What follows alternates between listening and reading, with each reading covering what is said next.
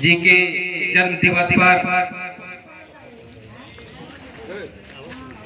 काफी समय दिए और मेरा ये घर है, सबसे ज्यादा समय देता भी और जो भी हमारे कार्यक्रम के आयोजक साथी हैं सबको अपने दिल के गहराई से बहुत बहुत बधाई देता हूँ। और हमारे सामने बैठे सभी हमारे गार्जियन, नौजवान साथी, हमारे माताएं बहनें, इस इलाके से आए सभी सम्मानित, समय भी हो गया है और लास्ट में जिसको मौका मिलता है वो क्या बोले, सभी वक्ता ने अपने बात को रखा। साथियों, मैं लंबी बात नहीं कहूंगा, बाबा साहब के बारे में दो शब्द कह करके अपनी बात को समाप्त कर दूंगा। आज जो बाबा साहब के जन्म दिवस पर उपस्थित सभी हमारे गार्जियन, हम बाबा साहब के जन्म दिवस मना रहे हैं। उस बाबा साहब के जन्म दिवस मना रहे हैं जिनके इतिहास को पढ़नी चाहिए नौजवानों को, जिनके इतिहास को पढ़ना चाहिए हमारे गार्जियन को। बाबा साहब जिस समय पढ़ रहे थे उस समय बाबा साहब को उस विद्यालय में उस कमरे को सबसे पीछे बैठाया जाता था। बाबा साहब की जब प्यास लगती थी तो ऊपर से पानी गिरा करके पिलाया जाता था। उस मां को प्रणाम करता हूं, उस पिता को प्रणाम करता हूं जिन्होंने बाबा साहब B.R. अम्बेडकर जैसे बेटे को जन्म दिए। इतना कुछ आने के बाद भी बाबा साहब ने पीछे मुड़ करके नहीं देखे। उन्होंने विश्व का सबसे अधिक शिक्षा लेने के काम किए थे। वह दलित समाज में पैदा हुए जिनको अछूत माना जाता था। आज कुछ साथी कहते हैं, साथियों बिहार के शिक्षा मंत्री की बात आप नौजवान साथी फेसबुक पर सुने होंगे और पढ़ते होंगे। उत्तर प्रदेश के स्वामी प्रसाद मौर्य की ही बात आप सुनते होंगे, जैसे हम लोगों को और हमारे जैसे साथी को, हम दलित और पिछड़े समाज के लोगों को अछूत माना गया है।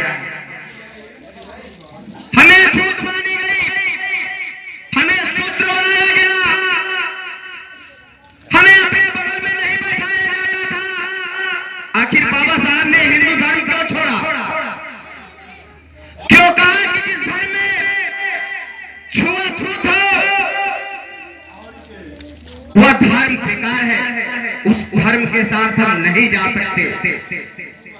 मैं नौजवानों से कहना चाहता हूं, और बाबा साहब ने कौन सा धर्म अपनाया आप जानते हैं? बाबा साहब बौद्धिस्टी हो गए, जिसमें कोई छुआछूत, कोई जात, धर्म और मजहब नहीं है, सब एक समान है। तो मैं नौजवान साथियों से कहना चाहता हूं, बाबा साहब ने जब शांतवादी विचारधारा के लोगों ने हमारे माताएं और बहनों को अपने शरीर को ढकने पर भी टैक्स देना पड़ता था, उन समाजवादी विचारधारा के लोगों को हम अपने तन को नहीं ढक सकते थे। हमारी बेटियां, हमारी माताएं, हमारी बहनें उनके सामने अपने आस्थान को नहीं ढक सकती थी, और जो ढकती थी उसे टैक्स देना पड़ता था। धन्य हो बाबा साहब जिन्होंने करके आपको हमको आजाद कराया।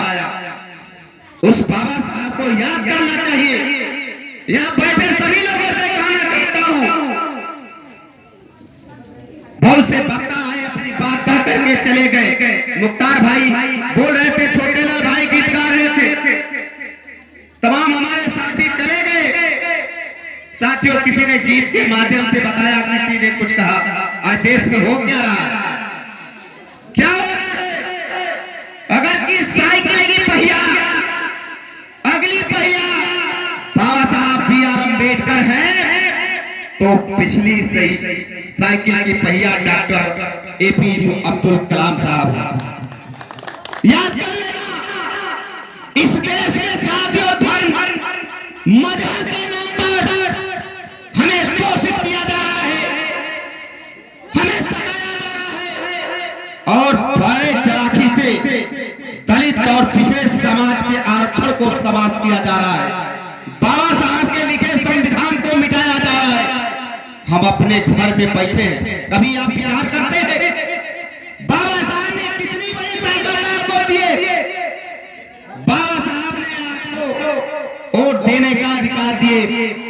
बाबा साहब ने कहा, जितनी एक वोट किसी दलित की, पिछड़ा का एक वोट का कीमत है, उतना कीमत एक रानी का है, उतना ही एक नस्रानी का है। धन्य हो बाबा साहब, रानी का पेट का ऑपरेशन कर दिए। बाबा साहब ने उस रानी के पेट का ऑपरेशन कर दिए। पहले रानी के पेट से जो बच्चा पैदा होता था वो राजकुमार हो जाता था। लोग मान लेते थे कि रानी के पेट से जो बच्चा पैदा हुआ है वो कल का राजकुमार है। धन्य हो बाबा साहब, और रानी के पेट के ऑपरेशन कर दिए और कहे कि मिस्रानी के पेट से जो बच्चा पैदा होगा, जो बच्चा पैदा होगा वह बक्से से निकलेगा और वह राजा बनेगा। ये काम बाबा साहब B.R. अम्बेडकर ने किए। तब साथियों, मैं कहना चाहता हूं कि आपके सामने आपका बेटा, आपका भाई एक पिछड़े समाज से आपके सामने बोलता है, एक दलित समाज के लोग बोलते हैं ये देश किसकी है? बाबा साहब B.R. अम्बेडकर की है। कहना चाहता हूं कि उस समय हमारे दलित समाज के भाइयों को पानी पीने तक का भी अधिकार नहीं था कि वो कुएं और पोखरे की पानी पी ले, नहीं अधिकार था। बाबा साहब ने जब दलित समाज को लेकर के उस पोखरे पर गए तो आदि विचारधारा के लोगों ने लाठी लेकर के खड़े हो गए। कहे, भीम ये क्या कर रहे हो? ये पोखरा अछूत हो जाएगा। बाबा साहब ने कहा, एक कदम आगे नहीं बढ़ सकते। उस पोखरे की पानी कुत्ता पी सकता है, एक मनुष्य नहीं पी सकता है। जरा विचार करिए, हमें कुत्ता से भी खराब समझने वाले उस समाजवादी विचारधारा के लोग बाबा साहब के कलम से आज धराशायी हो गए। इस ताकत थी बाबा साहब की। कभी आपने सोचा, विचार किया? मैं पिछली बार भी आया था तो मैंने कहा कि कुछ न करिए, आप 200-400 का बाबा साहब का एक फोटो अपने घर के दरवाजे पर, जिस दरवाजे से प्रवेश करते हैं उस दरवाजे पर लगा दीजिए। और बाबा साहब जो दूसरे को पूजते हैं, दूसरे जगह माथा टेकते हैं, आपको कुछ मिलने वाला नहीं है। अगर बाबा साहब को सुबह शाम प्रणाम करेंगे तो आपके घर से engineer, doctor, master, IAS, PCS पैदा होगा। मैं कहना चाहता हूं साथियों, इसलिए बाबा साहब को खोजिए। हमारे मुसलमान भाई बैठे हुए हैं। बाबा साहब हमेशा कहते हैं संघर्ष करो, शिक्षित बनो और संगठित रहो। साथियों, ये हमारी मुट्ठी है। अगर हमारी पांचों उंगलियां मेरे हाथ में है तो ताकत है। इस हिंदुस्तान के साथ दलित और पिछड़े के साथ अगर कंधे से कंधे मिला करके कोई खड़ा है तो देश के मुसलमान हमारे दलित और पिछड़ों को साथ देता है। आज भाईचारा समाप्त हो गया देश में। आप देखते हैं होली का जब हिंदू का त्योहार पड़ता है, आज इतने डरे और सहमे हुए मुसलमान भाई हैं कि नहीं जा पाते हैं, देख के अपने घरों में रुक जाते हैं। जब ये ईद की महीना आते थे, हमारे जैसे और हमारे घर के बच्चे उनके दरवाजे तक चले जाते थे कि चाचा के घर आज सेवई पीने जाना है। ऐसे समाजवादी विचारधारा के लोग, वो भी मुसलमान पिछड़ा समाज से आता है, हम भी पिछड़े समाज से आते हैं। हमें लड़ा करके हिंदू मुसलमान कर करके हमारी आरक्षण को समाप्त किया जा रहा है, जो बाबा साहब बी आर अम्बेडकर ने संविधान में लिखा है। तब जागेंगे तब जागेंगे। आप सोते रह जाएंगे, सारी संस्थाएं प्राइवेट होकर के चली जाएगी। लोग कहते हैं कि प्राइवेट हो जाएगा तो अच्छा होगा, नहीं होगा साथी। सरकारी संपत्ति है, जिस दिन प्राइवेट हो जाएगा एक बच्चे का किसी दलित और पिछड़े का नौकरी नहीं मिलेगा। आज हमारी सरकारी है तो 27% 22% आरक्षण। इसलिए मैं कहना चाहता हूँ, कोई ये राजनीतिक बात नहीं है। हम अपने भाइयों के बीच में बैठे हैं, दलित पिछड़े समाज के बीच में बैठे हैं। हम यहाँ ये बात किसके बीच में कहने जाएंगे? उन समाजवादी विचारधारा के लोगों के बीच में कहने जाएंगे। हम जब भी कहेंगे आपके बीच में खड़ा होकर के कहेंगे। जो बाबा साहब की सोच पे विचार था, वह बात हम आपके बीच में खड़ा होकर के कहेंगे। इसलिए साथियों, मैं कहना चाहता हूँ, जब बाबा साहब पढ़ाए थे, हमारे गार्जियन और पिता तो लोग बैठे हैं। एक टीचर खड़ा होकर के आगे के पंक्ति वाले बच्चों से पूछे, बताओ कि वो सूरज को छू सकते हैं कि नहीं छू सकते हैं। आगे के पंक्ति वाले लड़के खड़े होकर के बताए कि असंभव है, हम छू नहीं सकते। कोशिश की जाए लेकिन संभव दिखाई नहीं देता। बाबा साहब बी आर अम्बेडकर पीछे से खड़े हो गए, खड़े होकर के बाबा साहब कहे कि सर, हम सूरज को छू सकते हैं कि नहीं छू सकते हैं, ये असंभव है। लेकिन मेरे सामने वो जो घड़ा रखा गया है और घड़े में पानी है, वो हम नहीं छू सकते हैं। सूरज तो दूर की बात है। इसमें आप विचार कभी करते हैं? गोबर को भगवान मान लेंगे कि इंसान को हम भगवान नहीं मान सकते थे, नहीं मानते हैं। इसलिए कहना चाहता हूं कि साथियों, बाबा साहब के बताए रास्ते पर चलना चाहिए। और बाबा साहब का वो सपना था कि गरीब आदमी वही है जो शिक्षित नहीं है, जो शिक्षित है हर तरह से वो अमीर है। इसलिए बाबा साहब का सपना था कि शिक्षित बनो, संघर्ष करो और संगठित रहो।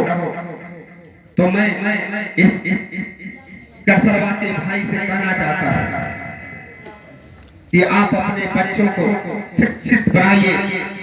बाबा साहब का सपना था कि हमारी बेटियां जिस दिन पढ़ेगी, एक घर नहीं 2-2 घर संवारेगी और सजाएगी। जब जिस माँ बाप के घर में रहती है, जो पैदा किया, उस माँ बाप को सेवा करके वो विद्यालय भी जाती है, आती है, और जब शादी होकर के दूसरे के घर चले जाती है, तो उस घर को भी सजाती और संवारती है।